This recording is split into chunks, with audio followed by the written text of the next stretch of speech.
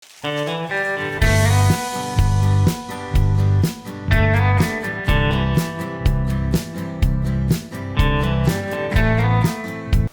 Friends, welcome to Madras சமையல்.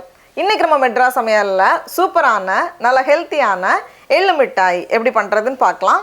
இது பண்ணுறதுக்கு நமக்கு வந்து முக்கியமாக தேவையான பொருட்கள் ரெண்டு தான். எள்ளு அப்புறமா வெல்லம். ஃபஸ்ட்டு வந்து நம்ம எள்ளை வந்து வறுக்கணும். நான் இன்றைக்கி வந்து 1 கப் வெள்ளை எள்ளு எடுத்திருக்கேன். இது வந்து கிட்டத்தட்ட 150 கிராம்.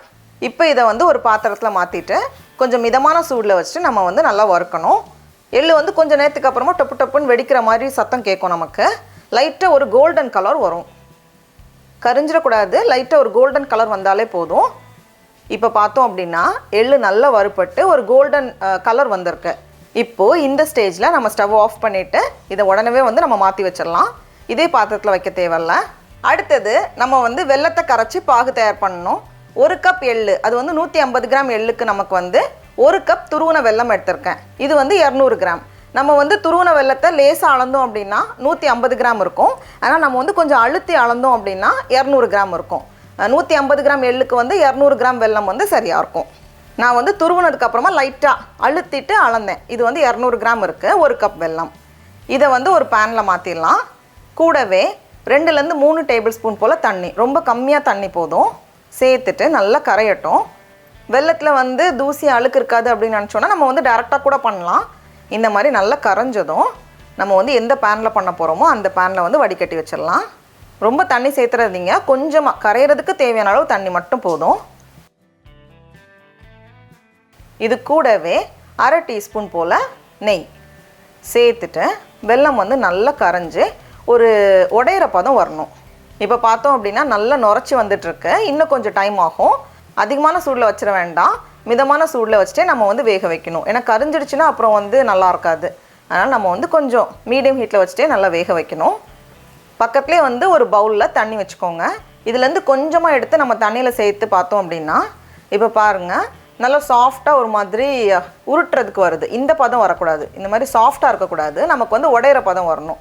நம்ம வந்து தண்ணியில் போட்டு செக் பண்ணுறப்போ தீயை வந்து கம்மி பண்ணிக்கோங்க, கரிஞ்சிடக்கூடாது. இப்போ வந்து இன்னும் ஒரு 2 நிமிஷத்தில் ரெடி ஆகிரும். இப்போ இதுலேருந்து கொஞ்சமாக எடுத்து நம்ம தண்ணியில் சேர்க்கும்போது பாருங்கள் அது உடையிற மாதிரி வருதுல்ல. பாருங்கள் இந்த மாதிரி அங்கங்கே அப்படி உடையிற மாதிரி வரும். இந்த பதம் வரணும். அப்போ தான் வந்து நம்ம கடிக்கும்போது கரெக்டாக இருக்கும். இந்த மாதிரி வந்ததும் ஸ்டவ்வை வந்து சிம்மில் இருக்கிறதுலே லோவாக சிம்மில் வச்சுட்டு நம்ம வறுத்து வச்சுருக்கோம்ல எள்ளு, அதை வந்து அப்படியே நம்ம சேர்த்துடலாம். எல்லாத்தையுமே சேர்த்தோன்னா கரெக்டாக இருக்கும். 150 கிராம் எள்ளுக்கு வந்து 200 கிராம் வெல்லம் வந்து கரெக்டாக இருக்கும். இப்போ வந்து ஸ்டவ் வந்து ரொம்ப கம்மி சூடில் வச்சுருக்கேன். சேர்த்துட்டு எல்லாத்தையும் நம்ம கலந்துட்டோன்னா டக்குன்னு எல்லாமே செட் ஆகி அப்படி சேர்ந்து வந்துடும். பாருங்கள் இந்த மாதிரி. இப்போது பக்கத்துலேயே வந்து ஒரு பட்டர் பேப்பர் வச்சுருக்கேன். அது மேலே மாற்றிட்டு நம்ம வந்து ஒரு ஸ்பூனுக்கு கீழே நெய் தடவிட்டு நம்ம லெவல் பண்ணாலே போதும். அப்படி இல்லைனா இன்னொரு ஷீட் வச்சுட்டு நம்ம ரோல் பண்ணிட்டோம் அப்படின்னா நமக்கு வந்து சமமாக இருக்கும். ஓரளவுக்கு சமமாக நம்ம வந்து விரிக்கணும்.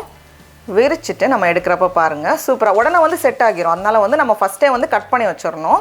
நமக்கு என்ன சைஸ் வேணுமோ அதுக்கேற்ற மாதிரி நம்ம கட் பண்ணி வச்சிடலாம். நான் வந்து கொஞ்சம் பெரிய பெரிய பீஸாக ஒரு டைம் ஒன்று சாப்பிட்றதுக்கு ஏற்ற மாதிரி நான் வந்து கட் பண்ணி வச்சுருக்கேன். இது வந்து நல்லா ஆறுனதுக்கப்புறமா நம்ம வந்து உடைக்கலாம். இது வந்து ஒரு 15 நிமிஷம் போல் அப்படியே இருக்கட்டும். இப்போ பாருங்கள் நம்மளோட சூப்பரான எள்ளு மிட்டாய் ரெடியாக இருக்குது. இதை வந்து நான் உடைச்சி காமிக்கிறேன். அப்படியே நம்ம கடையில் வாங்குற மாதிரியே இருக்கும். பதம் ரொம்ப முக்கியம். நமக்கு வந்து உடையிற பதம் வந்ததுக்கப்புறமா தான் நம்ம எள்ளு சேர்க்கணும். இல்லைனா வந்து கொஞ்சம் ஜவ்வு மாதிரி இருக்கும். அந்த மாதிரி இருந்தால் அவ்வளோ நல்லா இருக்காது. பாருங்கள் செம்ம சூப்பராக வந்திருக்கு.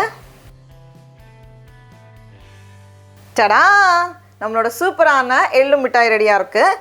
நான் வந்து இதை வெறும் எள்ளு வச்சு நம்ம பண்ணோம்ல, அதுக்கு பதிலாக பாதி கப் எள்ளு பாதி கப் வேர்க்கடலையை வந்து நல்லா வறுத்துட்டு அது வந்து லைட்டாக பவுடர் பண்ணி சேர்த்துக்கலாம். அதுவும் நல்லாயிருக்கும். நம்ம வந்து அதையும் இன்னொரு நாள் பண்ணுவோம். இப்போ நம்ம டேஸ்ட் பண்ணி பார்க்கலாமா?